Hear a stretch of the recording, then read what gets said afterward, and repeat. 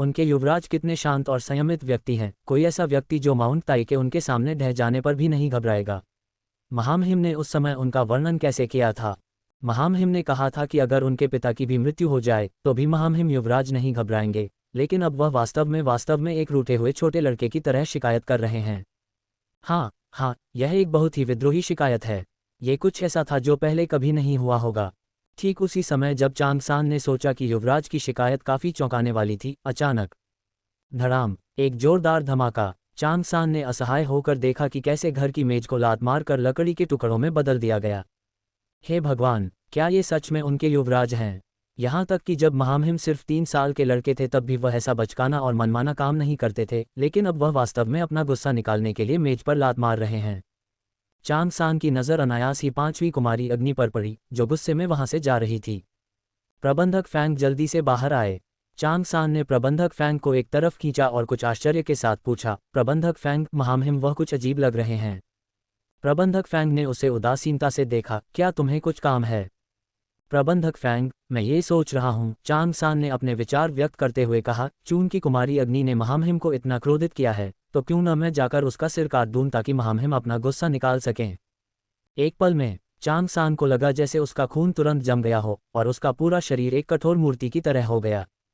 प्रबंधक फैंग की आमतौर पर शांत और अटूट नज़र अब अविश्वसनीय रूप से गंभीर और सख्त थी। उन्होंने चांगसान को घूरा, धीरे धीरे और जानबूझकर, शांति से बोलते हुए, फिर भी ऐसे शब्द कहे जिससे किसी की भी रीढ़ की हड्डी में सिहरन दौड़ जाए। अगर तुम मरना चाहते हो, अगर तुम चाहते हो कि तुम्हारा पूरा परिवार मर जाए, अगर तुम चाहते हो कि तुम्हारा पूरा कबीला मर जाए, तो क्यों न कोशिश करके देखो। ये कहने के बाद प्रबंधक फैंग चले गए, चांगसान को छोड़कर, जो अभी भी सदमे में था, वहां हक्का बक्का खड़ा था। उसका दिमाग प्रबंधक फैंग के शब्दों से भरा हुआ था। दूसरे शब्दों में, अगर वह कुमारी अग्नि को मारता है तो वह मर जाएगा, उसका पूरा परिवार मर जाएगा, वे सब मर जाएंगे। अग्नि को इस बात का कोई अंदाजा नहीं था कि उसके जाने के बाद क्या हुआ। वह बहुत गुस्से में थी, बेहद गुस्से में थी। इतनी सारी मेहनत और सब बेकार हो गई। विक्रम ने वह अजीब आग चुरा ली जिसे उसने इतनी मेहनत से इकट्ठा किया था, और ऐसा व्यवहार भी किया जैसे वह उसके भले के लिए कर रहा हो। वह इससे ज्यादा नाराज नहीं हो सकती थी। अग्नि इतनी गुस्से में थी कि वह भ्रमित हो गई थी, इसलिए जब वह दीवार फांदकर घर जाने लगी तब भी उसका चेहरा उदासी की परत से ढका हुआ था। अग्नि के भाव देखकर दादी झाओ घबरा गईं। कुमारी, क्या आपको भी पता चल गया? क्या? अग्नि ने उलझन में पूछा। मेरी खूबसूरत माँ कहाँ हैं? दादी झाओ बहुत अस्वस्थ लग रही थीं।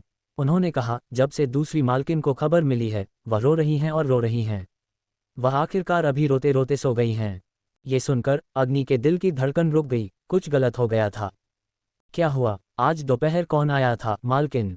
अग्नि ने दादी झाओ को बैठने और धीरे धीरे समझाने के लिए एक कुर्सी खींची। उदासीन चेहरे के साथ दादी झाओ ने फैंग यानफेंग के आगमन का वर्णन किया। मालिक ने कहा कि आपको, 5वीं कुमारी, खुद को तैयार करना चाहिए। वह आपको महामहिम के करीब जाने का अवसर देंगे और फिर आपके पास युवराज का पक्ष लेने और उनकी रखेल बनने का मौका होगा। अग्नि इतनी गुस्से में थी कि वह कांप उठी। ये बिल्कुल अपमानजनक है। 5वीं कुमारी, आप कहाँ जा रही हैं? दादी झाओ को डर था कि अगर अग्नि मालिक से मिलने गई तो उसे नुकसान होगा। अग्नि ने एक गहरी सांस ली। चलो टहलने चलते हैं। अग्नि गुस्से में फैंग यानफेंग का सामना नहीं करेगी, क्योंकि वह अपने चाचा के चंचल स्वभाव को समझती थी। उनकी नज़र में स्वार्थ सबसे महत्वपूर्ण चीज़ थी। क्या ये फैंग यानफेंग का विचार था या विक्रम का विचार था? अग्नि ने दरवाजे से मुश्किल से कदम बाहर रखा था कि उसने अपने ही सिर पर थप्पड़ मारा। छोटा सात, वह छोटे सात जियो क्यूइक जैसी महत्वपूर्ण चीज़ कैसे भूल सकती है? छोटे सात को विक्रम 2 महीने पहले दूर ले गया था और हम नहीं जानते कि वह अब कैसा है। ये सोचकर अग्नि को गुस्सा और अपराधबोध दोनों महसूस हुए और वह युवराज के निवास की ओर चलने के लिए मुड़ी। जैसे ही अग्नि दीवार पर कूदी, उसने दूर से एक गाड़ी को आते देखा। अग्नि घूमकर एक पेड़ पर चढ़ गई और एक हरे भरे पत्तेदार बूले के पेड़ में छिप गई जिसने सूरज को रोक रखा था।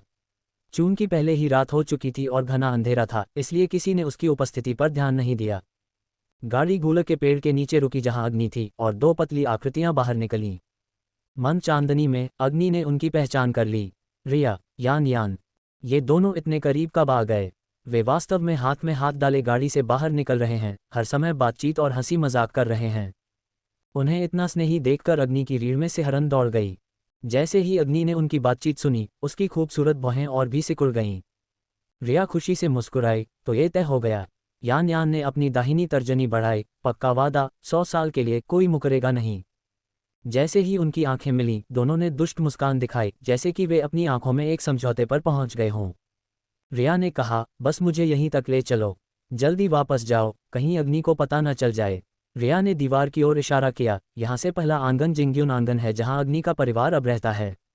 ये सुनकर यान यान की मुस्कान और भी अधिक आत्मसंतुष्ट हो गई। जिंग्यून अकादमी, कितना उपयुक्त नाम है, क्या यह अग्नि के लिए विशेष रूप से नहीं बनाया गया था?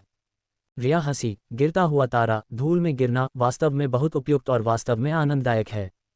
यान यान ने गर्व से अपनी ठुड्डी उठाए, हम उसके घर के बगल में खड़े थे और इस योजना के साथ आए।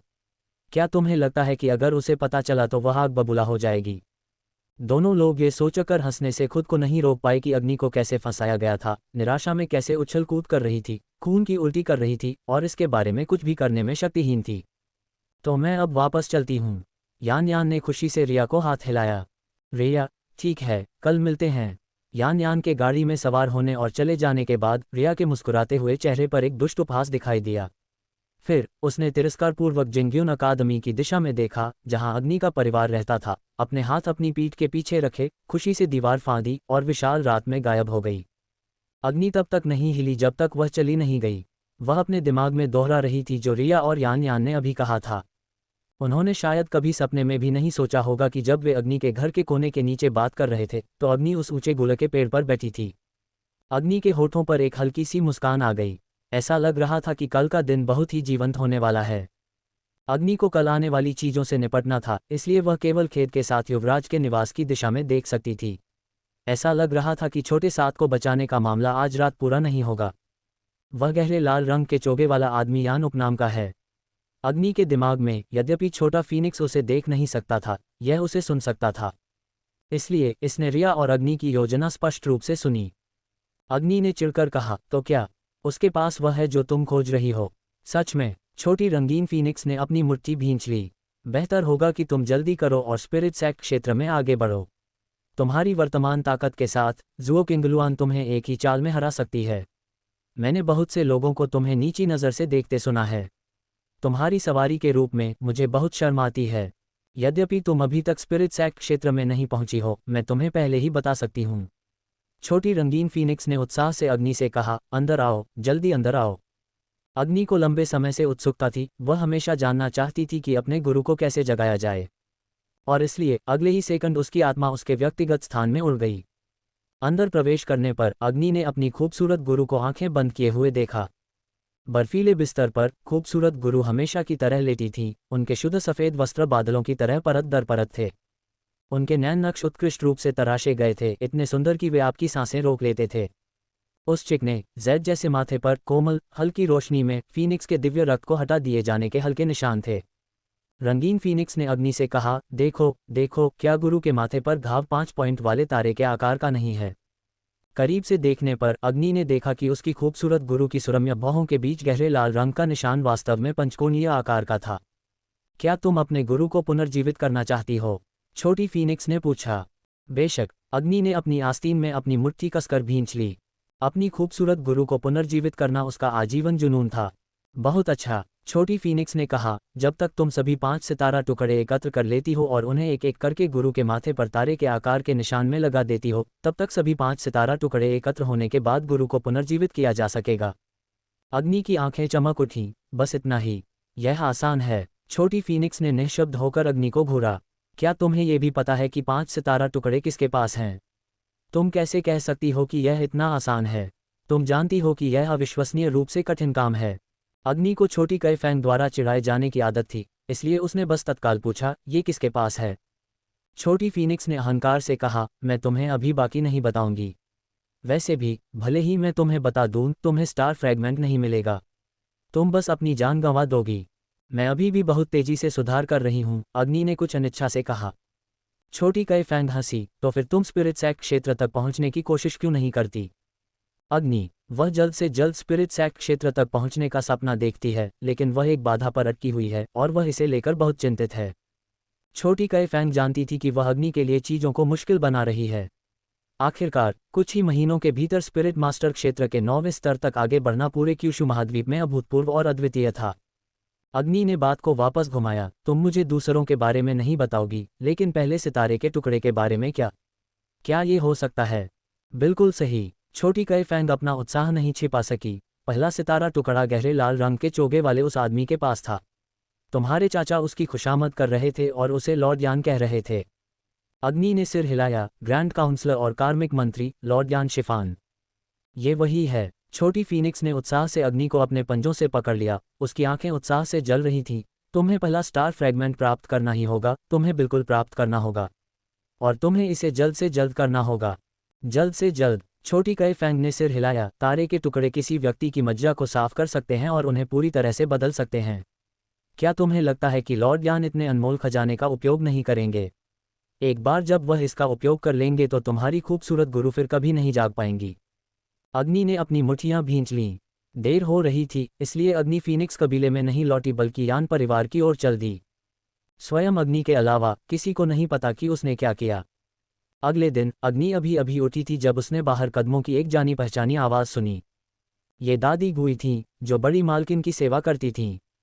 पिछली बार जो हुआ था उसके कारण दादी गुई जिंग्युन आंगन के प्रति गहरी नाराजगी रखती थीं, लेकिन उन्हें अभी भी एक फीकी मुस्कान के लिए मजबूर होना पड़ा। क्या पांचवी कुमारी यहाँ हैं? हमारी मालकिन आपको आमंत्रित करती हैं। जब पूछा गया कि क्या हो रहा है तो दादी गुई ने मुस्कुराते हुए कहा, आज यान परिवार की कुलमाता का 80वां जन्मदिन है। विभिन्न हवेलियों की महिलाएं और युवतियां यान परिवार से मिलने जाएंगी। अब जब पांचवी कुमारी राजधानी लौट आई है तो वह हमेशा के लिए जिंग्युन आंगन में बंद नहीं रह सकती। क्या वह रह सकती है? दादी झाओ ने गुस्से से चिल्लाकर कहा, तुम? दादी गुई ने मुस्कुराते हुए कहा, मैं एक स्पष्टवादी व्यक्ति हूं और मेरे शब्द शायद सुखद न हो, लेकिन मैं दिल से बोल रही हूं। पांचवी कुमारी हमेशा के लिए फीनिक्स कबीले में बंद नहीं रह सकती। क्या वह रह सकती है? उसे अंततः शादी करनी होगी और बच्चे पैदा करने होंगे। क्या वह नहीं करेगी? दादी झाओ ने गुस्से में जवाब दिया, मेरी परेशानियों से परेशान मत हो। दादी गुई ने एक कड़वी मुस्कान के साथ अपना सिर हिलाया, पांचवी कुमारी न केवल आपकी पांचवी कुमारी है बल्कि हमारे फीनिक्स कबीले की पांचवी कुमारी भी है। अगर पांचवी कुमारी के पास अन्य युवतियों के समान शक्ति होती तो उसे शादी करने की कोई जल्दी नहीं होती। लेकिन क्या पांचवी कुमारी अपाहिज नहीं हो गई है? इसलिए शादी ही उसके लिए एकमात्र रास्ता बचा है। दादी झाओ इतनी गुस्से में थी कि वह किसी को मारना चाहती थी और च्यूलिंग इतनी गुस्से में थी कि उसने रसोई का चाकू उठा लिया और बाहर दौड़ गई। अग्नि ने पहले ही धोना और कपड़े पहनना समाप्त कर लिया था। एक लंबी पोशाक और हल्के लाल रंग का आवरण पहने हुए वह बसंत की धूप में सुबह की ओस की तरह शान से सबके सामने खड़ी थी। वह एक भी शब्द कहे बिना वहां खड़ी रही, फिर भी उससे निकलने वाली शक्तिशाली आभा ने दादी गुई की रीढ़ में सिहरन पैदा कर दी। ये कैसे हो सकता है? दादी गुई का दिल उथल पुथल में था। पांचवी कुमारी स्पष्ट रूप से किसी काम की नहीं थी, तो उसकी आभा इतनी भयानक क्यों थी? खासकर वे आंखें, जिस पल आप उनसे मिले आपको ऐसा भ्रम हुआ जैसे किसी तेज तलवार से आपका दिल छेद दिया गया हो। मैं तुम्हारे साथ चलूंगी। अग्नि का आश्चर्यजनक रूप से सुंदर चेहरा शांत और संयमित रहा। पांचवी कुमारी च्यूलिंग और दादी झाओ ने अग्नि को दोनों तरफ से पकड़ लिया और हताशा में अपना सिर हिलाने लगे। बड़ी मालकिन को अग्नि के हाथों इतना भयानक भाग्य भुगतना पड़ा। वह भला उसके लिए पति चुनने में मदद करने के लिए इतनी दयालु कैसे हो सकती है? वह निश्चित रूप से उन सब में से सबसे खराब को ही चुनेगी। लेकिन अग्नि हल्की सी मुस्कुराए और उनसे बोली, मेरे जाने के बाद दरवाजे और खिड़कियां बंद कर लेना और मेरी खूबसूरत मां की रक्षा करना। अग्नि के शांत और संयमित व्यवहार को देखकर दादी झाओ और च्यूलिंग को अचानक समझ में आया कि क्या हो रहा है। फिर वे एक साथ मुड़े और एक अजीब और जटिल दृष्टि से दादी गुई को देखा, जिससे दादी गुई पूरी तरह से हैरान रह गईं। अग्नि दादी झाओ के साथ फीक्स्यू टॉवर गई। रास्ते में दादी गुई अभी भी एक मुस्कान के लिए मजबूर होने और अग्नि के साथ सुखद बातचीत करने में सक्षम थी, हालांकि उनकी मुस्कान कठोर लग रही थी। अग्नि और अधिक सतर्क हो गई। जैसे ही उसने प्रवेश किया अग्नि ने रिया को देखा। आज रिया को स्पष्ट रूप से सावधानी से तैयार किया गया था। उसकी भौहें और आंखें चित्रों की तरह थीं और उसकी आंखें चमक की तरह थीं। उसने एक हल्की बैंगनी पोशाक पहनी थी जो उसके टखनों तक पहुंच गई थी, जो उसके सोने से छटे हुए सूक्ष्म रूप से कढ़ाई वाले ऊंचे तलवे वाले जूतों को ढक रहा था, जैसे एक सुंदर बादल। वह बेहद खूबसूरत थी। अग्नि गुप्त रूप से चकित थी। ऐसी बात का अनुभव करने के बाद भी रिया ऐसे व्यवहार कर सकती थी जैसे कुछ हुआ ही ना हो। उसकी मानसिकता वास्तव में असाधारण थी। जब अग्नि ने रिया को घूरा तो रिया ने उसे गुस्से से घूरा, नाक सिकुड़ी और बड़ी मालकिन के पास चलने के लिए मुड़ी। बड़ी मालकिन के लिए यह मुश्किल था। वह अपने दिल में अग्नि से बहुत नफरत करती थी, लेकिन फिर भी उसने एक दयालु और परोपकारी मुस्कान बिखेरी, छोटी अग्नि तुम यहाँ आ गई।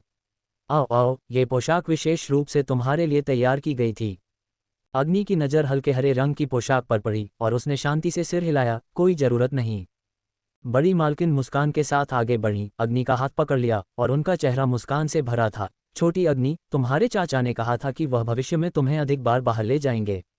उन्होंने विशेष रूप से तुम्हारे लिए कई कपड़े बनाने का निर्देश भी दिया था। तुम्हारे चाचा तुमसे बहुत प्यार करते हैं। उसके चाचा अभी भी उसे बहुत प्यार करते हैं। अग्नि सच में जोर से हंसना चाहती थी। पहली मैडम को परेशान करने के लिए अग्नि तुरंत सहमत हो गई। हाँ, मेरे चाचा अभी भी मुझसे बहुत प्यार करते हैं। उनकी योजना मुझे युवराज के निवास पर भेजने की है। अग्नि जानती थी कि सिर्फ इस एक वाक्य से ही पहली मैडम उसके चाचा को रोकने के लिए अपनी पूरी ताकत लगा देंगी। सचमुच, अग्नि की बात सुनकर पहली मैडम का पहले से मुस्कुराता हुआ चेहरा तुरंत जम गया, लेकिन उन्होंने जल्दी से प्रतिक्रिया की और सिर्फ एक सेकंड में सामान्य हो गईं। रिया हमेशा से ही ऐसी है, जो अपने गुस्से पर काबू नहीं रख सकती। अग्नि, तुम सच में बेशर्म हो। तुम युवराज के निवास में प्रवेश करना चाहती हो। तुम खुद को क्या समझती हो? क्या तुम्हें लगता है कि महामहिम युवराज मान जाएंगे? कोई इतना बेशर्म कैसे हो सकता है कि? रिया, पहली मैडम ने गुस्से में चिल्लाया, उनकी चेतावनी भरी नज़र रिया पर टिकी थी। रिया वास्तविकता में वापस आ गई।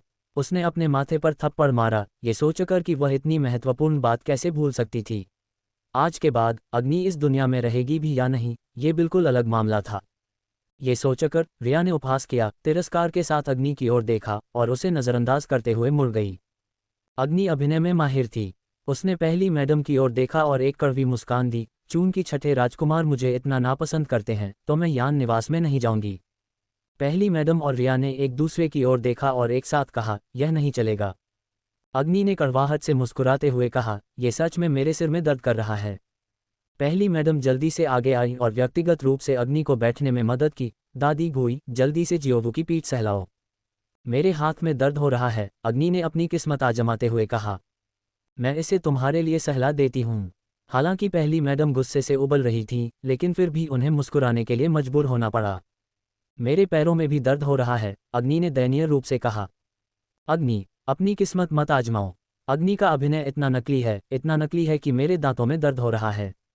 कौन नहीं जानता कि अग्नि अभिनय कर रही है, लेकिन अगर वह सच में नहीं जाती है तो वास्तव में कोई कुछ नहीं कर सकता है। आज के मुख्य पात्र के रूप में अगर अग्नि नहीं जाती है तो शो कैसे चल सकता है? रिया, जल्दी करो और अपनी पांचवी बहन से माफी मांगो। पहली मैडम ने चेतावनी देते हुए रिया को घूरा। रिया अंदर ही अंदर बहुत गुस्से में थी, लेकिन आज की योजना के बारे में सोचते हुए रिया को अभी भी अपनी मुट्ठी भींचनी पड़ी। पांचवी बहन, मैं गलत थी।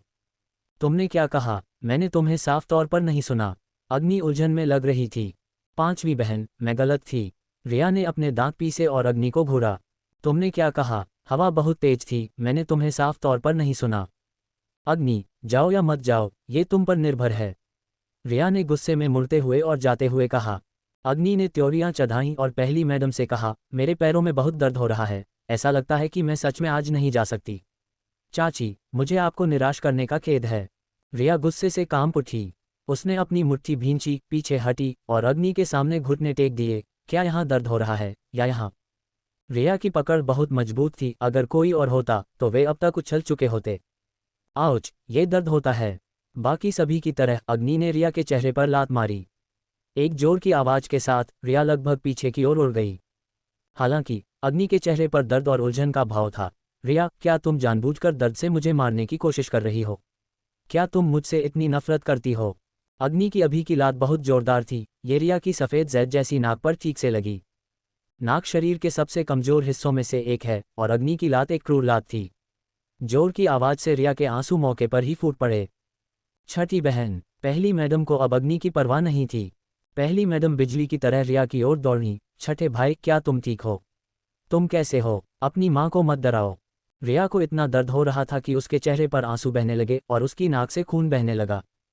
उसकी खून की प्यासी अकेले भेड़िए जैसी आंखों ने अग्नि को घूरा और वह लगभग अग्नि से मौत की लड़ाई लड़ने के लिए दौड़ पड़ी। अग्नि, तुम? हालांकि जैसे ही रिया ने अपना मुंह खोला, खून उसके मुंह में बहने लगा और खून के तेज नमकीन स्वाद से उसे लगभग उल्टी आ गई। अग्नि पूरी तरह से असहाय लग रही थी, एक छोटे सफ़ेद खरगोश की तरह। मुझे क्या करना चाहिए? जियोलियू, मेरा यह मतलब नहीं था। तुम बहुत मजबूत थी, मैंने सहज रूप से तुमसे बचने की कोशिश की। जियोलियू, क्या तुम ठीक हो? क्या तुम सच में ठीक हो? तुम्हें बहुत खून बह रहा है। मैं एक फार्मासिस्ट हूँ, मुझे खून रोकने में तुम्हारी मदद करने दो। इसके साथ ही अग्नि ने अपने बगल में अगरबत्ती जलाने वाले बर्तन से मुट्ठी भर राख पकड़ी, रिया के सामने निचोड़ी और उसके खूबसूरत चेहरे पर थप्पड़ मारा। जैसे ही रिया बोलने वाली थी, उसका मुंह राख से भर गया, जिससे उसे मतली महसूस होने लगी।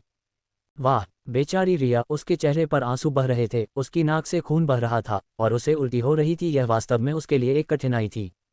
पहली मैडम ने तुरंत प्रतिक्रिया दी और अग्नि को घूरते हुए कहा, अग्नि, तुम क्या कर रही हो? अग्नि पूरी तरह से मासूम लग रही थी। मैं ये जियो लियू के भले के लिए कर रही थी। क्या उसका खून लगातार नहीं बह रहा था? देखो, क्या अब खून बहना बंद नहीं हो गया है? जब पहली मैडम ने इसे देखा तो निश्चित रूप से रिया की नाक से खून बहना बंद हो गया था, लेकिन उसका सावधानी से तैयार किया गया चेहरा अब भित्तिचित्रों से ढका हुआ था, जिससे वह पूरी तरह से अस्त व्यस्त लग रही थी। जिस बात से पहली मैडम को और भी गुस्सा आया वह ये था कि रिया की पोशाक विशेष रूप से डिज़ाइन की गई थी और यह आज की योजना का सबसे महत्वपूर्ण हिस्सा थी। मैडम, समय बीत रहा है। ये देखकर कि पहली मैडम अग्नि के साथ बहस करने में समय बर्बाद कर रही हैं, दादी गुई ने तुरंत उसे याद दिलाने के लिए बात की। पहली मैडम ने अपनी आंखें बंद कर लीं और एक गहरी सांस ली। उसे इतना गुस्सा आ रहा था कि वह अग्नि का चेहरा फाड़ देना चाहता था, लेकिन उसे अभी भी अपने दांत पीसने पड़े और मुस्कुराने के लिए मजबूर होना पड़ा। जियोवुक, तुमने कड़ी मेहनत की है। लेकिन अग्नि तुरंत सहमत हो गई। ये कड़ी मेहनत नहीं है, ये सब जियोलियू के लिए है। पहली मैडम को अपने गले में एक गांठ महसूस हुई, वह इसे हमेशा से जानती थी, अग्नि उसकी स्वाभाविक दास्ता थी। गुस्से से पागल होने से बचने के लिए पहली मैडम मुनी और रिया को घूरा, धोने के लिए मेरे साथ अंदर आओ। पहली मैडम रिया को धोने के लिए अंदर ले गईं और यह स्पष्ट नहीं था कि उसे किस तरह के व्याख्यान मिलेंगे। अग्नि को उसमें कोई दिलचस्पी नहीं थी, वह बस अपने हाथ अपनी पीठ के पीछे रखकर खड़ी रही, धीरे धीरे पहली मैडम के कमरे को देख रही थी। गंदगी को स्वाभाविक रूप से नौकरानियों द्वारा साफ कर दिया गया था, लेकिन दादी गुई ने अग्नि पर कड़ी नजर रखी, इस डर से कि वह कुछ और कर सकती है। अग्नि के होठों पर एक हल्की सी मुस्कान आ गई। पहली मैडम और रिया ने मिलकर उसके खिलाफ साजिश रची। वह केवल पहले से ही कुछ ब्याज वसूल रही थी और उनकी योजना में थोड़ी सी कठिनाई जोड़ रही थी। जल्द ही रिया हल्के गुलाबी रंग की पोशाक पहनकर बाहर आए। पोशाक सुंदर थी, लेकिन उसकी नाक की नोक पर एक लाल निशान था, जिससे वह ऐसा लग रहा था कि वह रो रही है। हो सकता है कि यह उसके जन्मदिन का जश्न मनाने वाले परिवार द्वारा शुभ न माना जाए।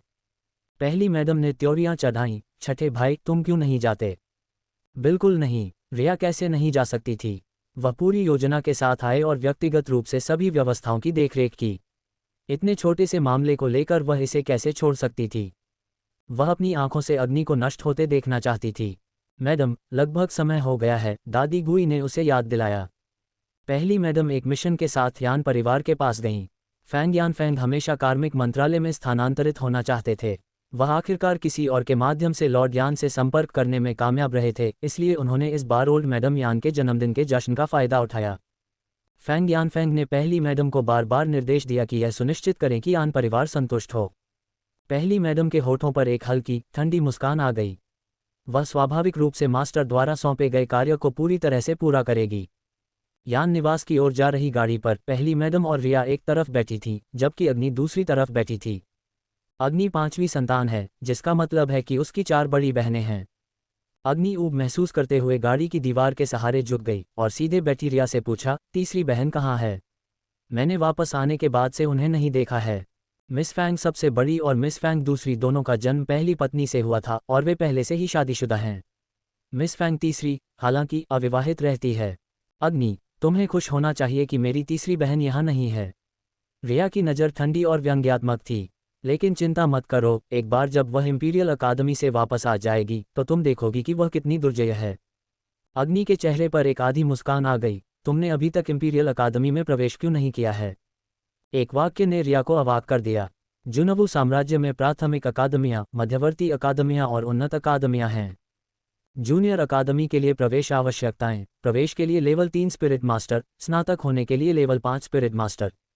इंटरमीडिएट अकादमी के लिए प्रवेश आवश्यकताएं: प्रवेश के लिए लेवल 6 स्पिरिट मास्टर, स्नातक होने के लिए लेवल 9 स्पिरिट मास्टर। उन्नत अकादमी के लिए प्रवेश आवश्यकता है: स्पिरिट सेक्ट क्षेत्र में प्रवेश। रिया की वर्तमान ताकत 6ठे स्तर की आध्यात्मिक गुरु है, जिसका अर्थ है कि उसने अभी मध्यवर्ती अकादमी की सीमा में प्रवेश किया है और उन्नत अकादमी की सीमा से अभी भी बहुत दूर है। रिया ने अपना सिर घुमाया और अग्नि को घूरा। कम से कम मैं मध्यवर्ती अकादमी में प्रवेश कर गई। अग्नि, तुम इतनी अच्छी नहीं हो, तुम प्राथमिक अकादमी में भी नहीं जा सकती। नहीं, तुम किंडरगार्टन में भी नहीं जा सकती। क्या तुम्हें नहीं लगता कि इसे उठाना शर्मनाक है? अग्नि ने पहली मैडम की ओर देखा। निश्चित रूप से पहली मैडम अपनी आंखें बंद करके आराम कर रही थीं, लेकिन वास्तव में वह चुपचाप उसे स्वीकार कर रही थीं और लिप्त हो रही थीं। अग्नि हल्की सी मुस्कुराई, मैं जल्द ही इंपीरियल अकादमी में प्रवेश कर सकूंगी। हा। रिया को ऐसा लग रहा था कि उसने दुनिया का सबसे मज़ेदार मजाक सुना है और उसकी आंखों में आंसू छलकने ही वाले थे। तुमने इंपीरियल अकादमी में प्रवेश किया? तुमने, जो एक लेवल 1 स्पिरिट मास्टर भी नहीं है, इंपीरियल अकादमी में प्रवेश किया? क्या तुम्हें लगता है कि इंपीरियल अकादमी के नियम नकली हैं? अग्नि ने कंधे उचकाए, हम देखेंगे। रिया ने अग्नि को ऐसे घूरा मानो वह उसमें छेद करने की कोशिश कर रही हो। हालांकि वह अभी खूब हंसी, लेकिन वह कभी नहीं भूली कि अग्नि पहले कितनी चमकदार हुआ करती थी। क्या ऐसा हो सकता है कि वह सच में इंपीरियल अकादमी में प्रवेश कर सके? जब वे बातें कर रहे थे, गाड़ी रुक गई। बाहर से दादी गुई की आवाज़ आई, मैडम, हम यान निवास पर पहुंच गए हैं। लॉर्ड यान, एक शक्तिशाली मंत्री होने के नाते आज बहुत से मेहमान हैं। मैडम फैंग के कद की किसी महिला के लिए स्वाभाविक रूप से मैडम यान को व्यक्तिगत रूप से उनका अभिवादन करने की कोई आवश्यकता नहीं थी। प्रवेश द्वार पर एक नौकरानी ने मुस्कुराते हुए मैडम फैंग का स्वागत किया और फिर उन्हें भोज स्थल पर ले गई। भोज स्थल बहुत बड़ा था। बाईं ओर पुरुषों का क्षेत्र और दाईं ओर महिलाओं का क्षेत्र था, जो केवल एक पेड़ की दीवार से अलग था। फैंग परिवार शक्तिशाली मंत्री पैदा करता था और राजधानी के 9 महान परिवारों में से एक था। हालांकि 9 महान परिवारों में से एक के रूप में अपनी पूर्व स्थिति से गिरने के बाद इसका पश्चिम की ओर पतन जारी रहा। अब फैंग कबीला एक भयानक स्थिति में है। इसलिए पहली मैडम एक मेज पर काफी पीछे बैठी थीं। जब पहली मैडम ने मेज देखी और फिर अपने आसपास की महिलाओं और युवतियों की ओर देखा तो उनकी भौहें थोड़ी सिकुड़ गईं, क्योंकि ये बहुत पीछे है। उन्हें मैडम यान से बात करने का मौका भी नहीं मिला। अग्नि ने ऊपर देखा और पाया कि मैडम यान बीच में मुख्य मेज पर थी और उनके बगल में बैठी महिलाओं में एक और महिला थी जिसे वह पहचानती थी। मैडम यान इतनी जल्दी वापस आ गईं। अग्नि को याद आया कि मैडम यान मैडम निंग के साथ मुड़ी थीं और मैडम निंग के लिए न्याय मांगने के लिए अन्यवान शहर लौट आई थीं। अग्नि की कोमल बड़बड़ाहट ने उसके आसपास के लोगों का ध्यान आकर्षित किया। जिस मेज पर अग्नि बैठी थी वह 6 सीटों वाली एक गोल मेज थी। पहली मैडम, रिया और अग्नि ने 3 सीटों पर कब्जा कर लिया, इसलिए शेष सीटों पर 3 अन्य लोग बैठे थे। इस परिवार में 2 युवतियों के साथ एक महिला भी थी। मैडम फैंग, क्या यह आपकी बेटी है? वह बहुत सुंदर है। क्या उसकी अभी सगाई हुई है? मैडम माँ ने अग्नि को जितना देखा वह उतनी ही सुंदर लग रही थी और वह सच में उसे अपनी बहू के रूप में घर ले जाना चाहती थी। इसलिए श्रीमती माँ ने यह सवाल सहजता से पूछा। इससे पहले कि पहली मैडम बोल पाती, रिया ने मुस्कुराते हुए कहा, मैडम माँ, यह मेरी 5वीं बड़ी बहन है, अग्नि। रिया ने अग्नि के 2 अक्षरों का स्पष्ट उच्चारण किया। मैडम माँ को लगा कि यह नाम जाना पहचाना है, लेकिन वह कुछ पल के लिए इसे याद नहीं कर पाईं। अग्नि अग्नि। जैसे ही रिया उसे याद दिलाने वाली थी, माँ परिवार की सबसे बड़ी बेटी ने मैडम माँ का हाथ पकड़ लिया और उसके कान में कुछ फुसफुसाया। तुरंत मैडम माँ के चेहरे पर शर्मिंदगी का भाव आ गया। लेकिन फिर, जैसे कि अभी ही एहसास हुआ हो कि क्या हो रहा है, पहली मैडम माँ की ओर मुस्कुराईं और बोलीं, ये हमारी दूसरी शाखा का 5वां बेटा है, जिसकी अभी शादी नहीं हुई है। मुझे आश्चर्य है कि मैडम माँ क्या सोच रही हैं। मैडम माँ के बगल में बैठी दूसरी युवती ने अहंकार से कहा। मैडम फैंग ने अपनी बात पूरी नहीं की, है ना?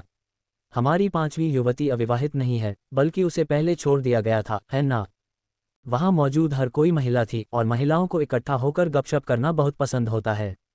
इस दिशा से आ रही हलचल को देखकर हर किसी का ध्यान जाने अनजाने इस दिशा की ओर देखने के लिए मुड़ गया। पहली मैडम मिस माँ की बात से शर्मिंदा होकर बोलीं, ये बात, हे, मैं बस ऐसे ही पूछ रही थी, ऐसे ही पूछ रही थी। हालांकि पहली मैडम दूसरी महिला की शर्मिंदगी से बेखबर लग रही थीं और उनका अभिवादन करने गईं और कहा, मैडम माँ, मैंने सुना है कि आपका बेटा इस साल पहले ही 18 साल का हो चुका है। मिस माँ ने पहली मैडम को घूरा। मैडम फैंग, हमारे परिवार को उन लड़कियों में कोई दिलचस्पी नहीं है जिन्हें छोड़ दिया गया है।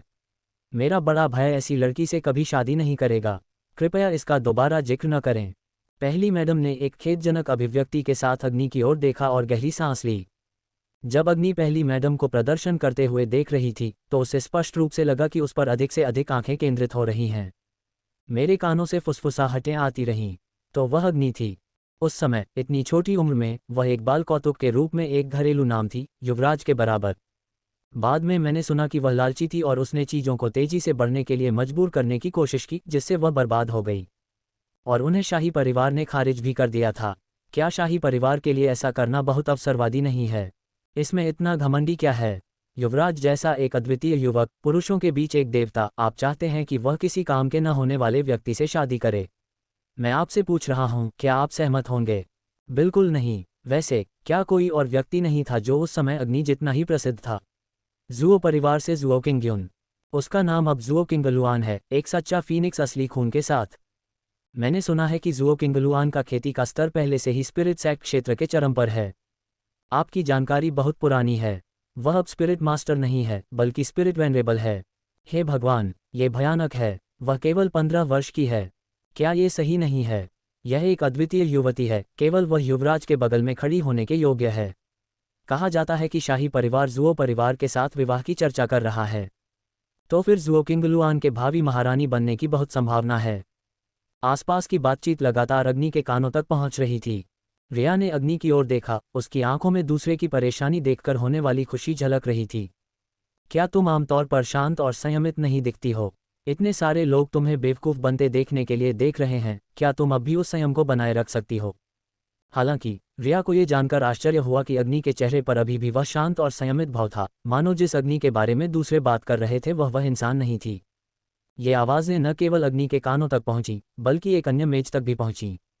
नहीं नहीं, हमारा जियो लुवान इतना शक्तिशाली नहीं है। उसने बस स्पिरिट वेनरेबल दायरे में प्रवेश किया है। जुओ किंगलुआन की माँ रुयान की ताओशी सभी को उदासीनता से हाथ हिला रही थीं। स्पिरिट वेनरेबल क्षेत्र, यह अविश्वसनीय है। इतनी तेज साधना गति बाकी सभी की पहुंच से बाहर है। वह तारीफों की निरंतर झड़ी से घिरा हुआ था। किसी अन्य ने पूछा, क्या शाही परिवार वास्तव में शाही परिवार के साथ विवाह की चर्चा कर रहा है? ताओ ने अपना सिर हिलाया, नहीं नहीं, ये सिर्फ महारानी के पक्ष से चाची क्यूई थी जो आई और उन्होंने कुछ सवाल पूछे। चाची क्यूई, वह महारानी की सबसे करीबी विश्वासपात्र हैं। चाची क्यूई का एक शब्द उनके किसी भी अन्य शब्द से कहीं अधिक मूल्यवान है। चाची क्यूई बिना किसी कारण के जुओ निवास क्यों जाएंगी? यह अवश्य ही महारानी के आदेश पर हुआ होगा। ऐसा लगता है कि जुओ परिवार वास्तव में एक फीनिक्स पैदा करने वाला है। आसपास की तारीफें अंतहीन थीं। यद्यपि ताओ ने अपने हाथ हिलाए और ना कहा, वह अपने चेहरे पर आत्मसंतुष्ट मुस्कान नहीं छिपा सकी। युवराज का निवास। विक्रम के 2 राजसी निवास हैं, एक महल के अंदर और एक बाहर। वह आमतौर पर निषिद्ध शहर के बाहर युवराज के निवास में रहता था। आज हुआन यी विक्रम से मिलने युवराज के निवास पर आया। विक्रम, जो शायद ही कभी समर को देखता था, ने लापरवाही से एक सवाल पूछा। हुआन यी ने कहा, लॉर्ड यान के पूर्वज अपना 80वां जन्मदिन मना रहे हैं। समर उनका रिश्तेदार है और उसे राजकुमारी फैंग ने पहले ही ले लिया था, इसलिए वह आज शरद ऋतु के शिकार में नहीं आ सकता। हुआन यी ने महसूस किया कि विक्रम इस बात पर बिल्कुल ध्यान नहीं दे रहा था कि वह क्या कह रहा है। युवराज, जो हमेशा अपनी मानसिक ऊर्जा पर इतना केंद्रित रहता था, अब अपने हाथ में एक चमकती हुई सुनहरी मनका के साथ खेल रहा था। उसका चेहरा विचारशील था, ऐसा लग रहा था कि वह विचारों में खोया हुआ है। ये वास्तव में सही नहीं है। हुआन यी ने थोड़ी त्योरियां चढ़ाईं, इस सुनहरे मनके की उत्पत्ति क्या है? बोलते ही उसने विक्रम की ओर अपना हाथ बढ़ाया। अतीत में, चाहे वस्तु कितनी भी मूल्यवान क्यों न हो, विक्रम उसे खुशी खुशी उसे सौंप देता, लेकिन विक्रम ने अपना हाथ घुमाया और सुनहरी मनका अपनी हथेली में पकड़ लिया। उसने ऊपर देखा और अपनी सुंदर तलवार जैसी बाहों के साथ हुआन यी की ओर देखा। समर कहाँ है? हुआन यी, यान परिवार मेहमानों से मिलने गया है। आज लॉर्ड यान के घर पर जन्मदिन की दावत है। क्या आप जाना चाहेंगे? हुआन यी ने पूछा। विक्रम ने हुआन यी को ऐसे देखा जैसे वह कोई मूर्ख हो। क्या वह संभवतः हुआन यी को इस तरह की जन्मदिन की दावत में आने के लिए कह सकता था?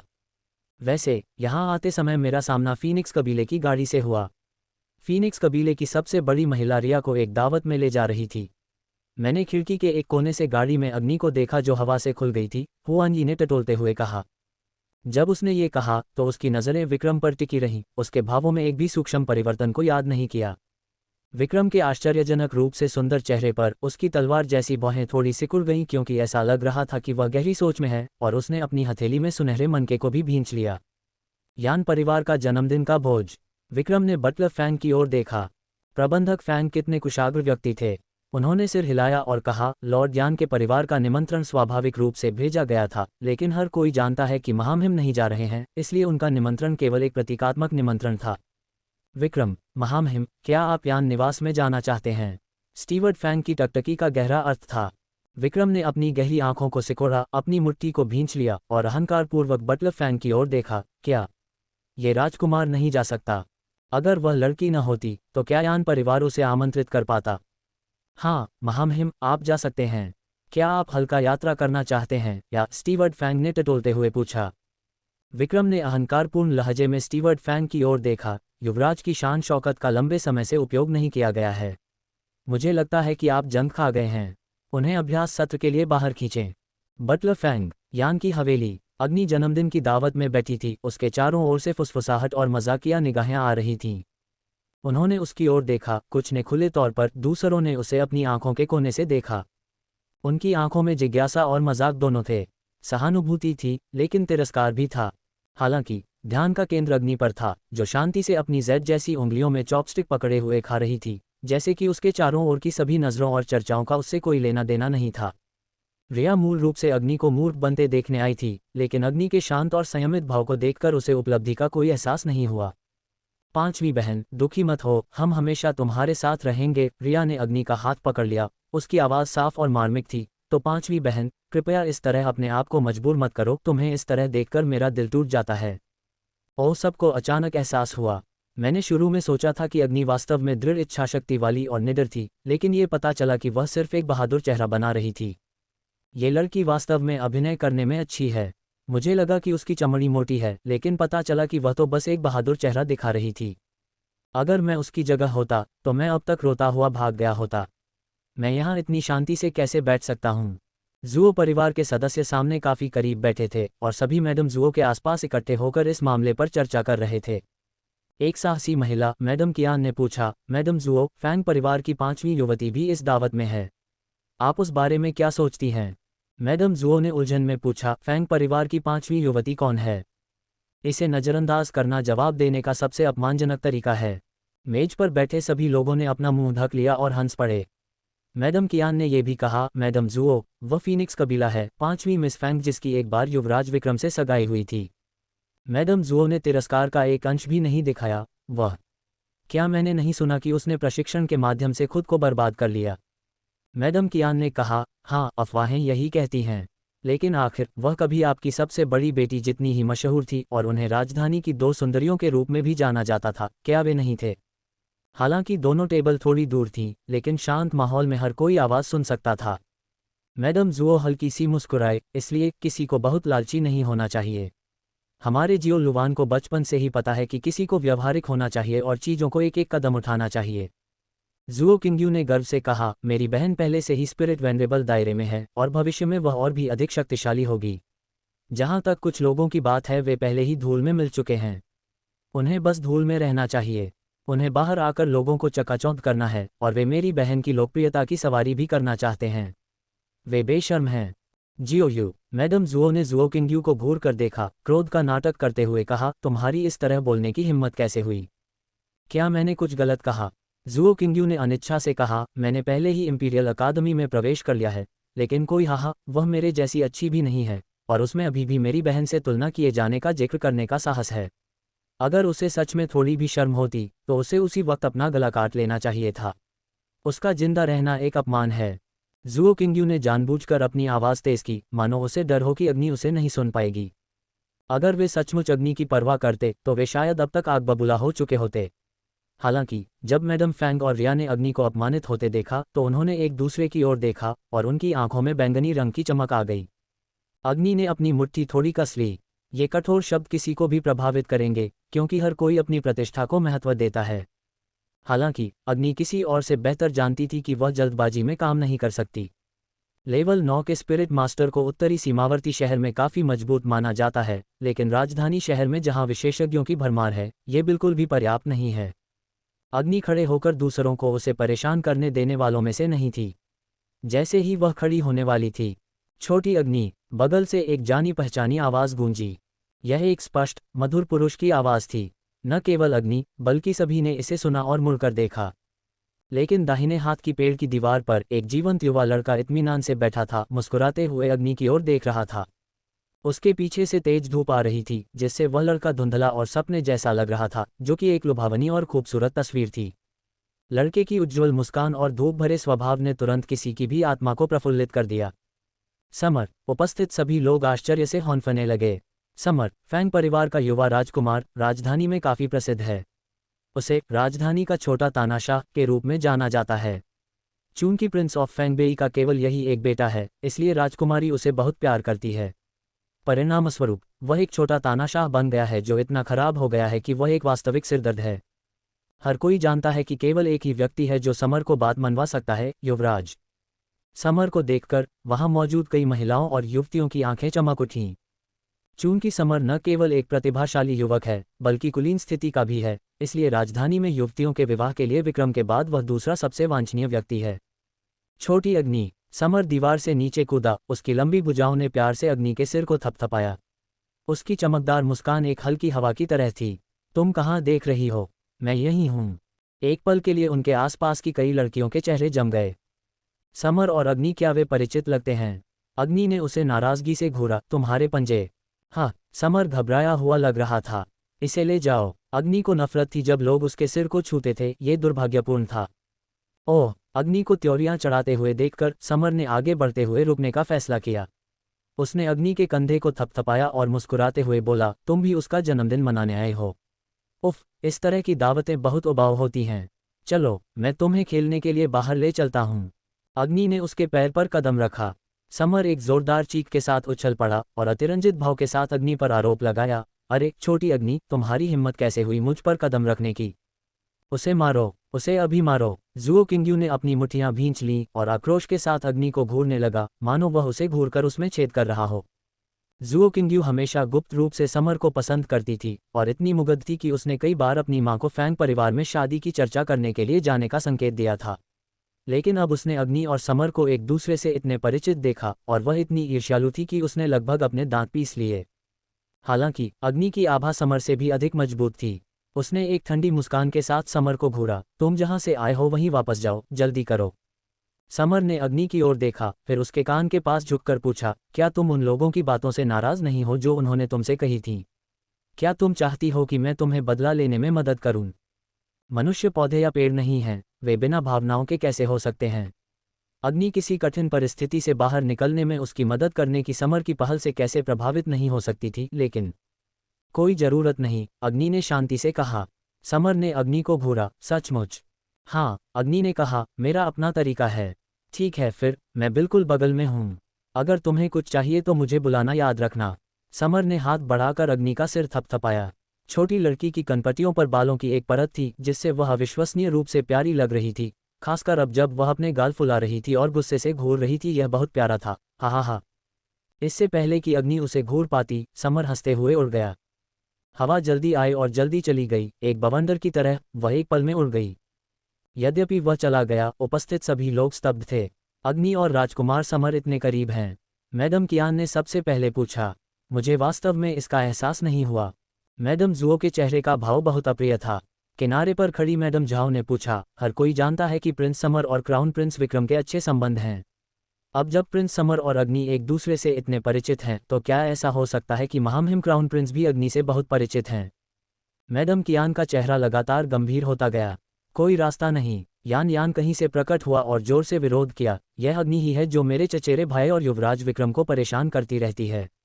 वह बहुत परेशान करने वाली है।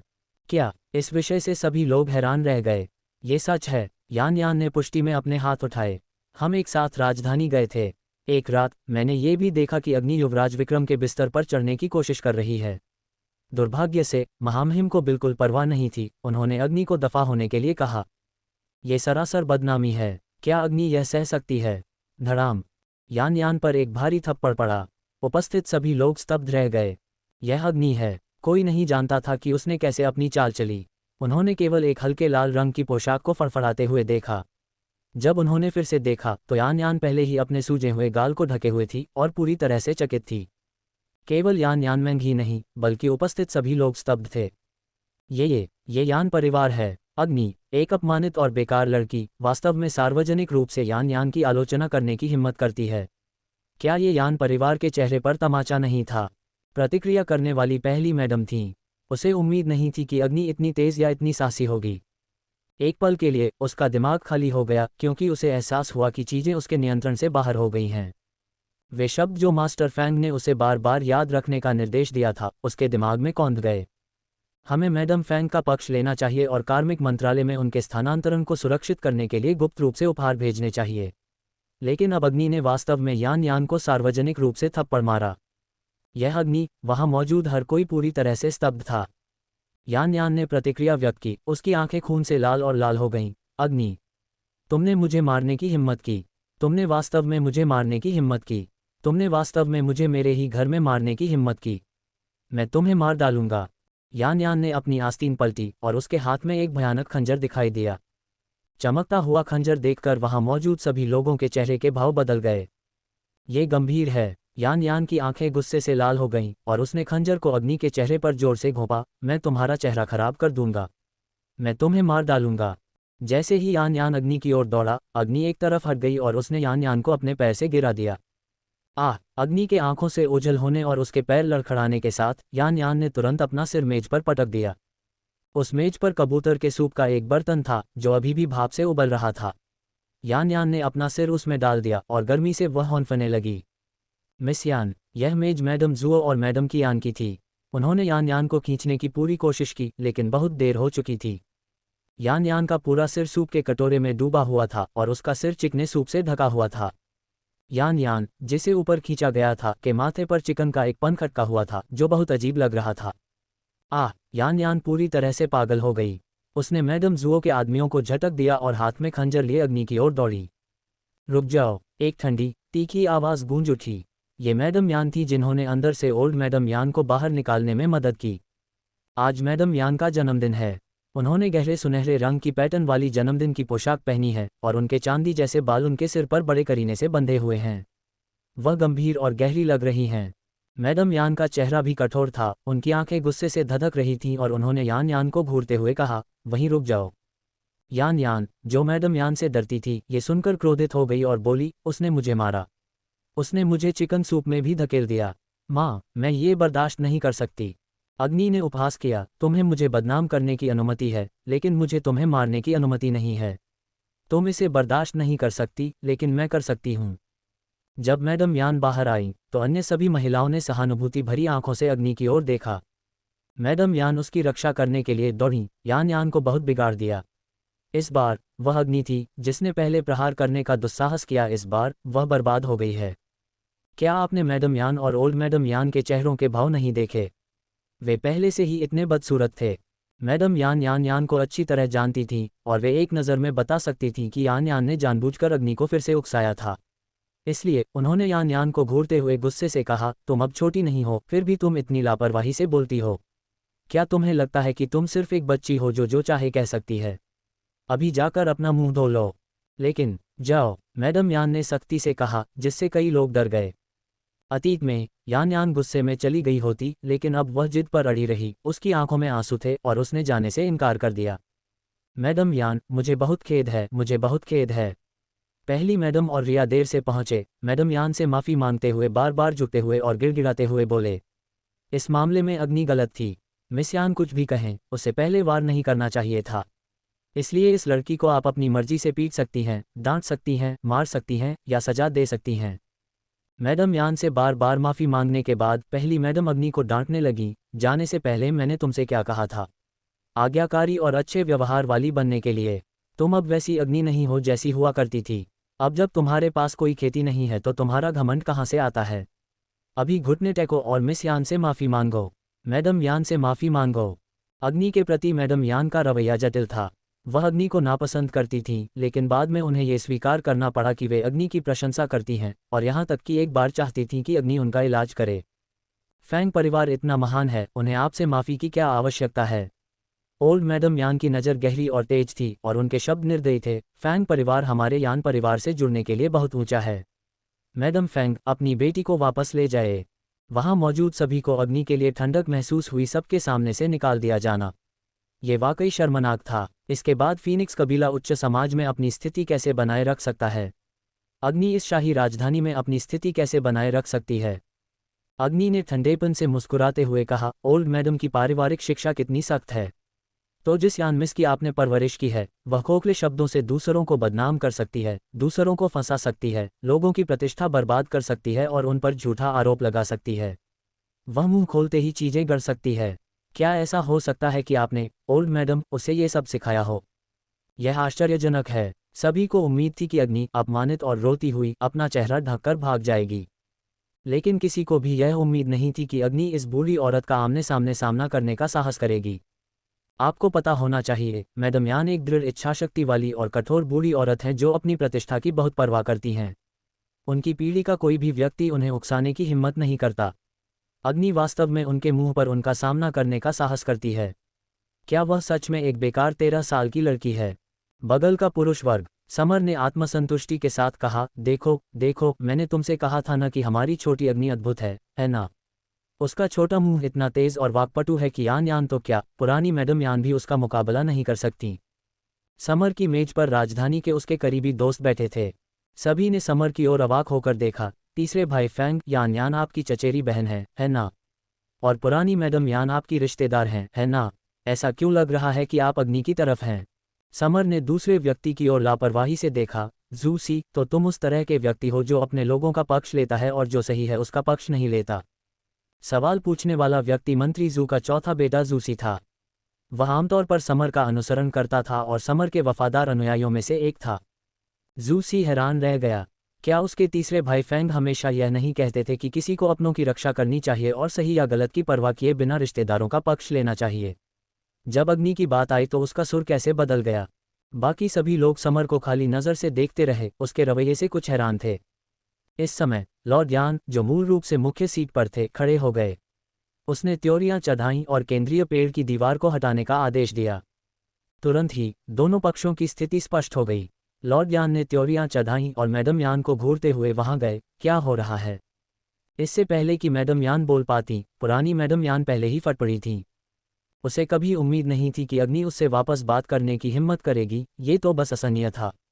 उसे बाहर निकालो, उसे बाहर निकालो, उसे बाहर निकालो। पुरानी मैडम यान आग बबूला हो गईं। उन्होंने अपनी छड़ी को जोर से जमीन पर दे मारा।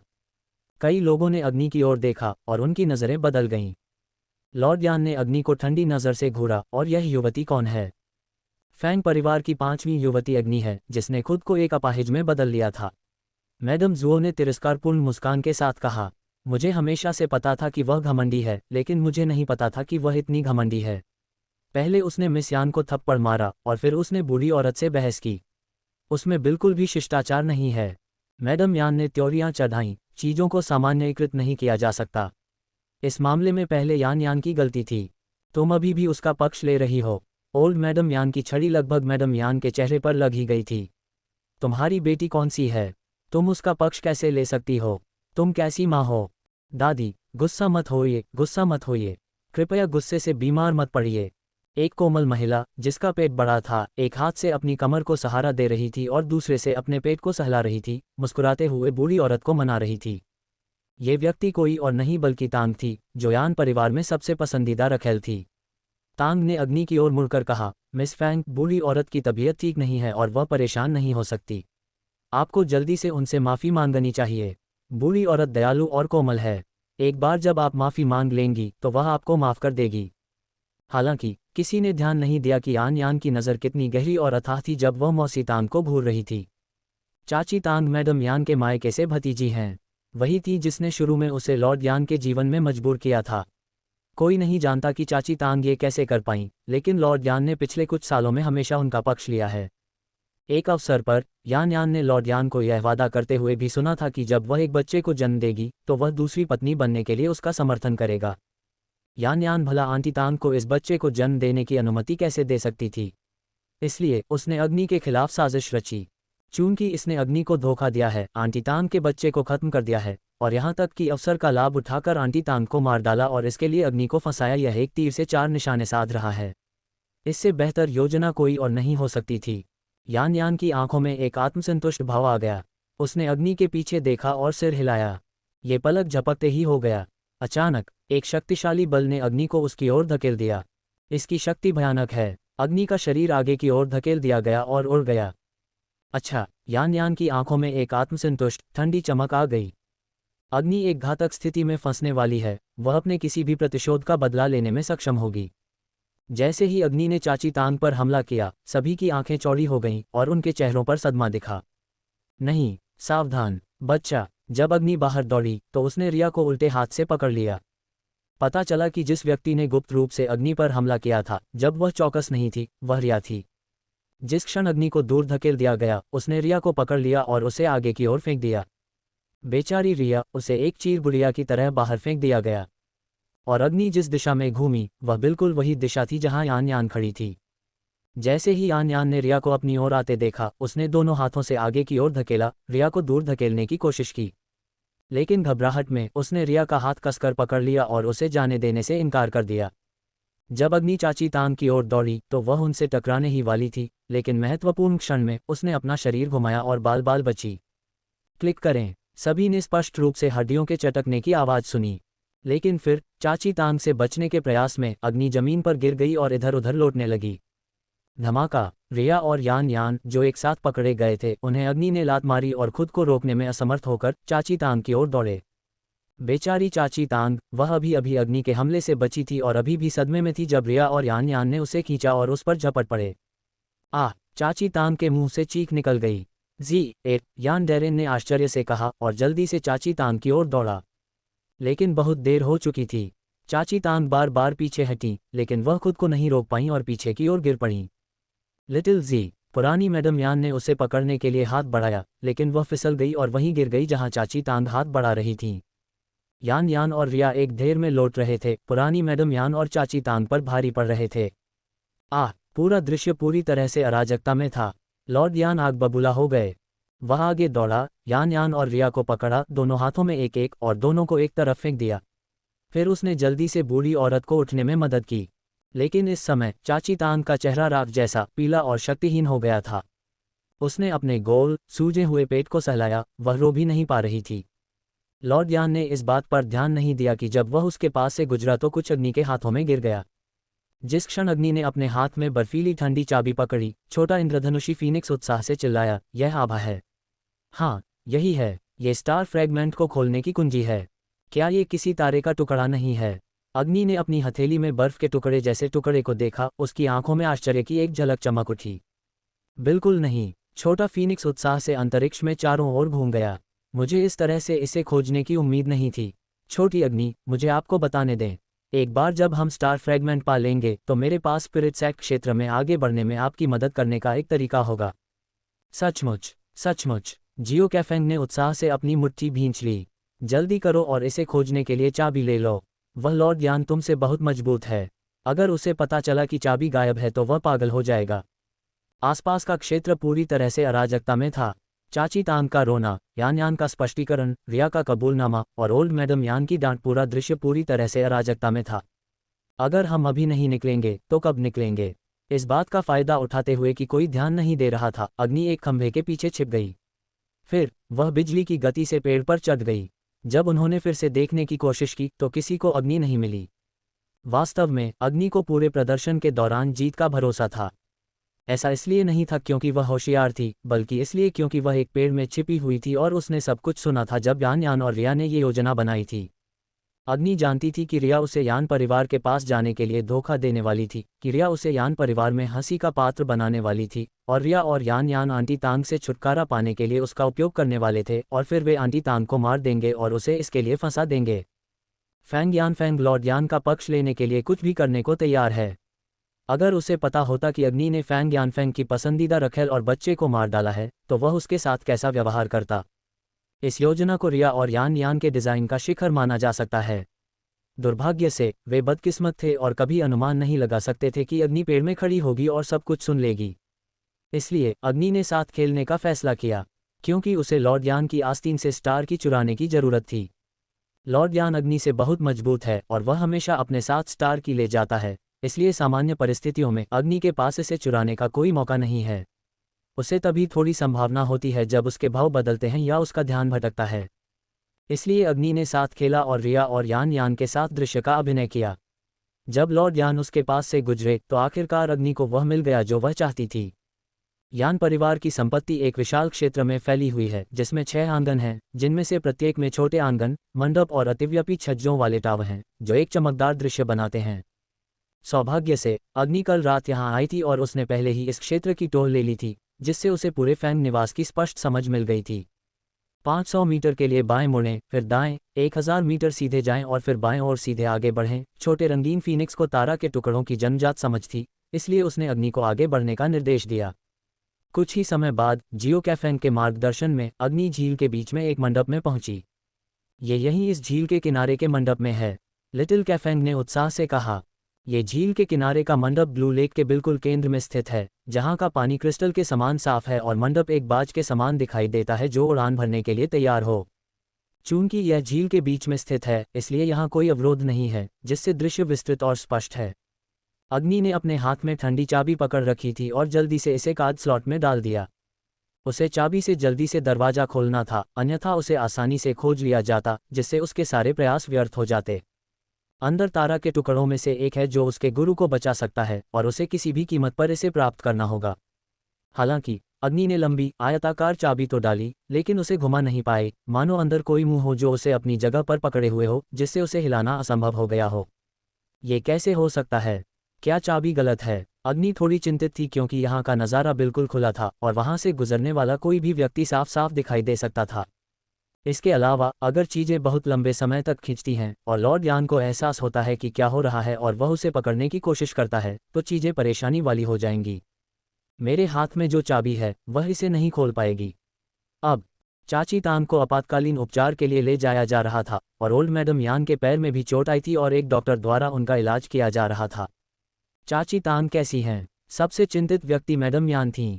हालांकि मैडम यान को रखेल तान का गर्भवती होना पसंद नहीं था, लेकिन तथ्य यह है कि उसने अभी तक चाची तान को सुरक्षित रखा है। ये दर्शाता है कि वह वास्तव में चाहती थी कि वह बच्चे को जन्म दे। आखिरकार उसके पास केवल यान यान ही उसकी संतान थी, जबकि यान परिवार के पास अभी भी पुरुष उत्तराधिकारी थे। ये सोचकर मैडम यान ने खून की प्यासी नज़रों से कोने में दुबकी यान यान को घूरा। उसने इतनी बेवकूफ़ बेटी को जन्म कैसे दिया? उसने आंटी तान को सुरक्षित क्यों रहने दिया? क्योंकि उसने आंटी तान के बच्चे को जन्म देने तक इंतजार करने का फैसला किया था, उसके बाद ही वह कोई कार्रवाई करेगी या नहीं। अगर वह लड़की होती तो ठीक था, लेकिन अगर वह लड़का होता तो यह माँ और बच्चे के एक साथ रहने का मामला होता। वह बच्चे को अपने नाम से पालती, लेकिन यान यान ने वह सब बर्बाद कर दिया। यान यान और रिया दोनों डर गए थे, क्योंकि सभी ने देखा कि वह और रिया ही थे जो बूढ़ी औरत से टकराए थे, जिससे आंटी तान को चोट लगी थी। अगर आंटी तान को सच में चोट लगी होती तो परिणाम ये होता। यान यान में अब अपने पिता के चेहरे को देखने की हिम्मत नहीं थी। यान परिवार ने एक दावत रखी थी और चूंकि मैडम बाई को आमंत्रित किया गया था, इसलिए उन्हें सेना में भर्ती कर लिया गया। बूढ़ी औरत की बाहरी चोटों को अभी के लिए नज़रअंदाज किया जा सकता है, लेकिन आंटी तान का क्या? आंटी तान कैसी हैं? मैडम यान ने अपना गुस्सा दबाया। उनके चेहरे पर चिंता झलक रही थी। वह सच में चिंतित थीं, क्योंकि यह उनकी बेटी थी जिसने लोगों को नुकसान पहुंचाया था, और यह सबके सामने एक दावत में हुआ था। भविष्य में जब वह बाहर जाएगी तो लोग उसके बारे में क्या सोचेंगे? फार्मासिस्ट बाई ने सिर हिलाया। स्थिति आशाजनक नहीं है। गर्भवती महिला को बहुत खून बह रहा है और भ्रूण शायद जीवित न बचे। लॉर्ड यान का चेहरा बेहद गंभीर था। अगर हम फार्मासिस्ट चू को आमंत्रित कर सकें तो शायद अभी भी उम्मीद की कोई किरण बाकी हो। फार्मासिस्ट बाई ने गहरी सांस ली। लेकिन आज वह दिन है जब फार्मासिस्ट चू महारानी डोवागर की जांच कर रहे हैं, इसलिए मुझे डर है कि हम उन्हें आमंत्रित नहीं कर पाएंगे। मैडम यान और लॉर्ड यान का वह चेहरा नहीं है, लेकिन समर। मैडम यान दौड़ी और समर को पकड़ लिया। चाची। समर पूरी दुनिया में अग्नि को खोज रहा था जब मैडम यान ने उसे पकड़ लिया, और वह तुरंत हैरान हो गया। जल्दी करो, महल में जाओ और फार्मासिस्ट चू से आंटी के लिए पूछो।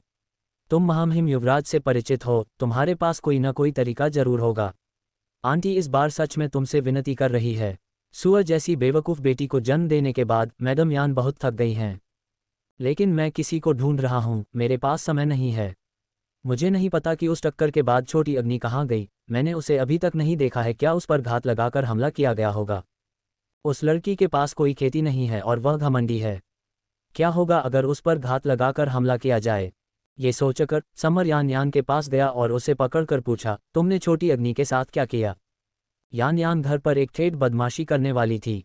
जब वह समर से डर गई तो वह रो पड़ी। मेरा यह मतलब नहीं था चचेरे भाई, मेरा यह मतलब नहीं था। वह रिया थी। रिया ने कहा था कि वह अग्नि को मारना चाहती है, इसलिए मैं उसके साथ साजिश करने के लिए सहमत हो गई। ये सब उसका विचार था, ये सब उसका बुरा विचार था। वाह! ये सुनकर रिया आग बबूला हो गई। यान यान सारा दोष उस पर मरने की कोशिश कर रही थी। एक बार जब वह पहले बोलेगी तो हर कोई निश्चित रूप से यह मान लेगा कि यह उनकी गलती है। उस स्थिति में यान यान ठीक रहेगी, लेकिन वे बड़ी मुसीबत में पड़ जाएंगे। ये सोचकर रिया चिल्लाई, यान यान तुम बकवास कर रही हो। तुम ही मेरे पास आई थी ये कहते हुए कि हम आंटी तांग के बच्चे को पैदा नहीं होने दे सकते, अन्यथा इससे तुम्हारी स्थिति को खतरा होगा। इसलिए तुमने मुझे आज अग्नि को यहाँ लाने और उसे आंटी तांग की ओर धकेलने के लिए प्रोत्साहित किया।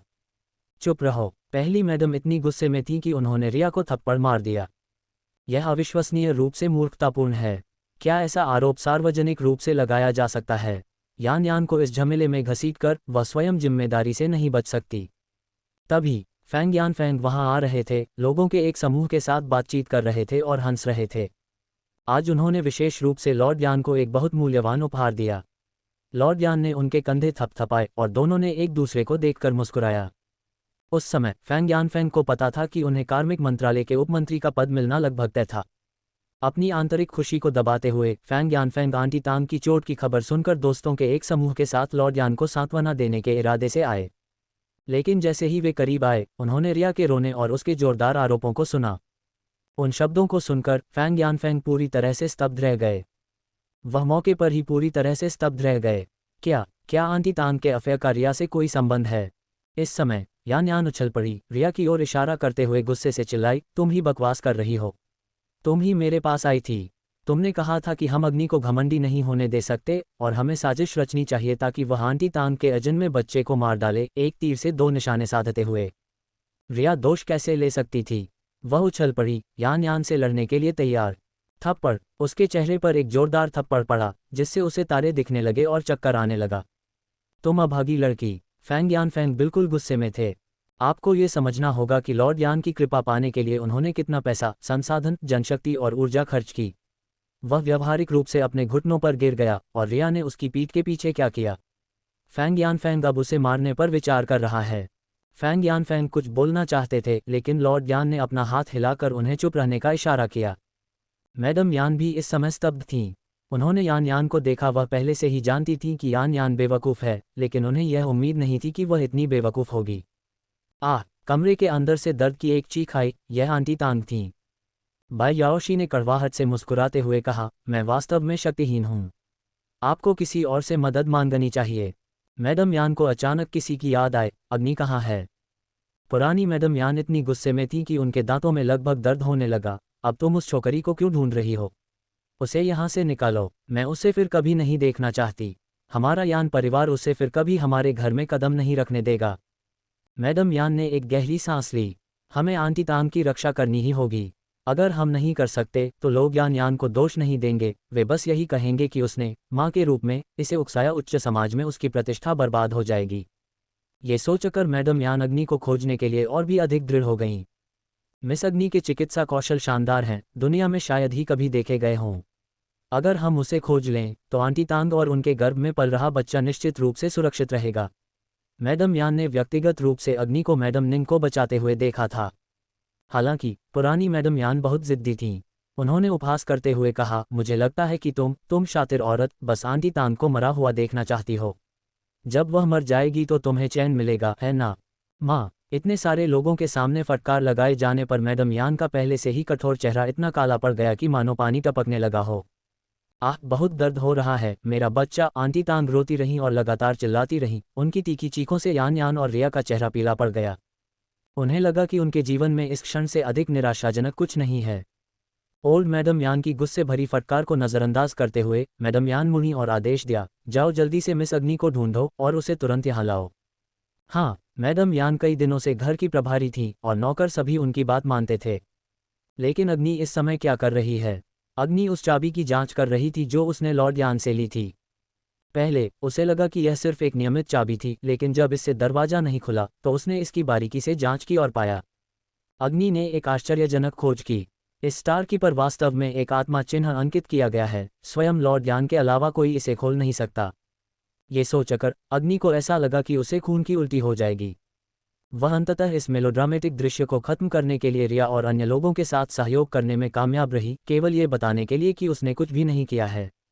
इतनी अपमानजनक बात कैसे हो सकती है?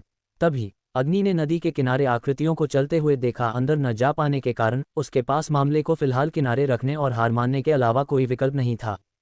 खैर, अग्नि ने अपनी छाती सहलाई, सचमुच अनिच्छुक थी, लेकिन उसके पास अपने हाथ में चाबी पकड़कर चुपचाप वापस जाने के अलावा कोई विकल्प नहीं था। मैडम यान वर्तमान में अग्नि की खोज के लिए पागलों की तरह लोगों को भेज रही हैं।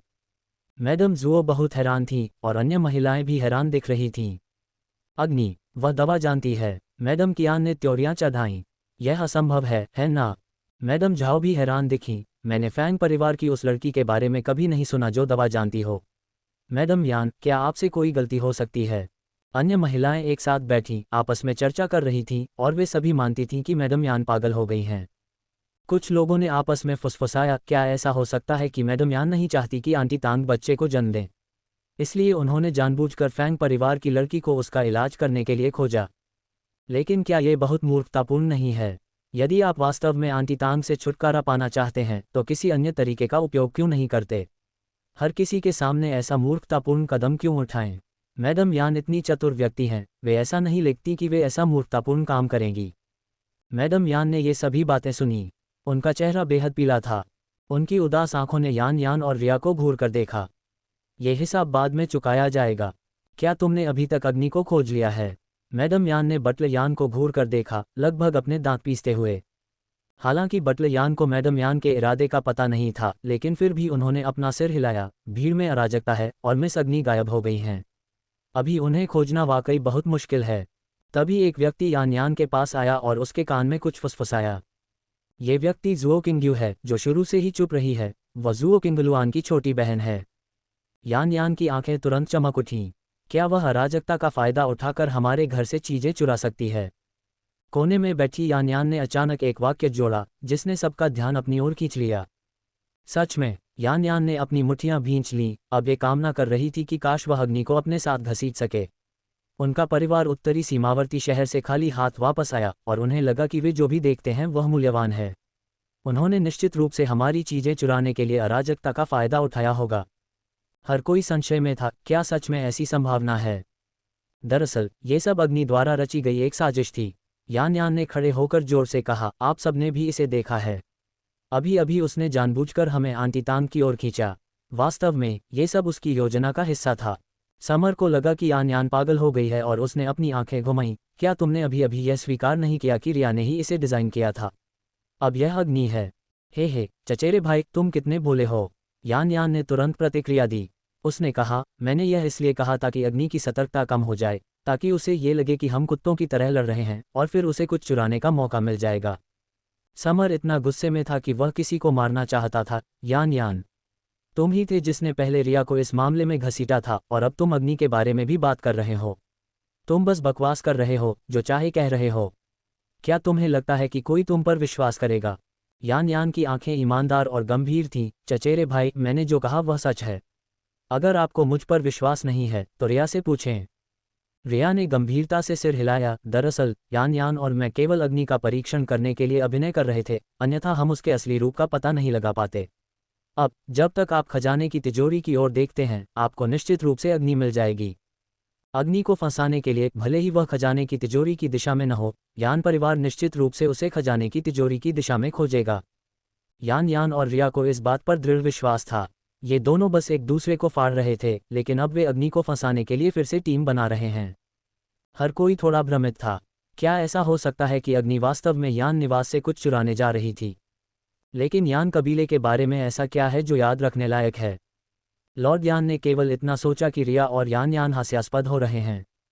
आंखों वाला कोई भी व्यक्ति देख सकता है कि यान यान के शब्द कितने दूर की कुड़ी हैं। हालांकि यान यान आखिरकार उनकी बेटी है। उसकी चाची को नुकसान पहुंचाने की प्रतिष्ठा अच्छी नहीं है। यदि दोष अग्नि पर मढ़ा जा सकता है तो लॉर्ड यान को लगता है कि यह बहुत अच्छा होगा। जहां तक अग्नि की बात है, खैर, वह वैसे भी एक बेकार लड़की है, इसलिए हम उसके मुआवजे के रूप में फैंग यानफेंग को कार्मिक मंत्रालय का वामपंथी उपमंत्री बना देंगे।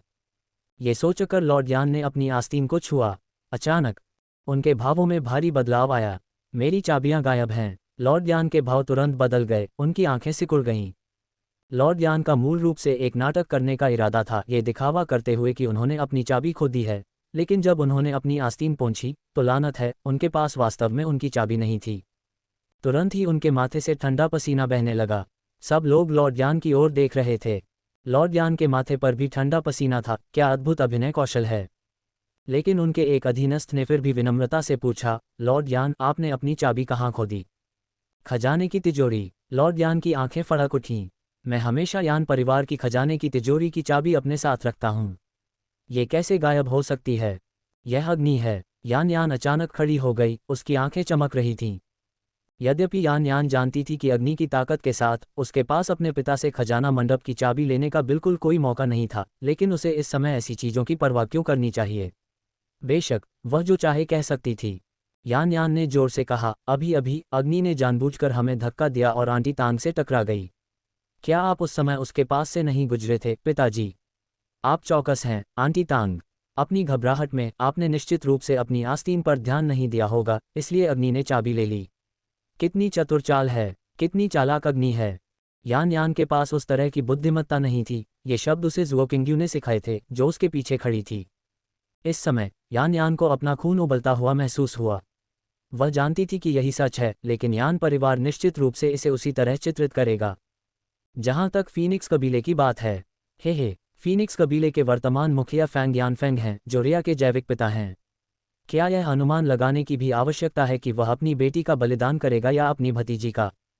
फैंग यानफेंग एक बार बैठने वाला है। वह व्यक्तिगत लाभ को प्राथमिकता देता है और जहां भी फायदेमंद होता है वहां आकर्षित होता है।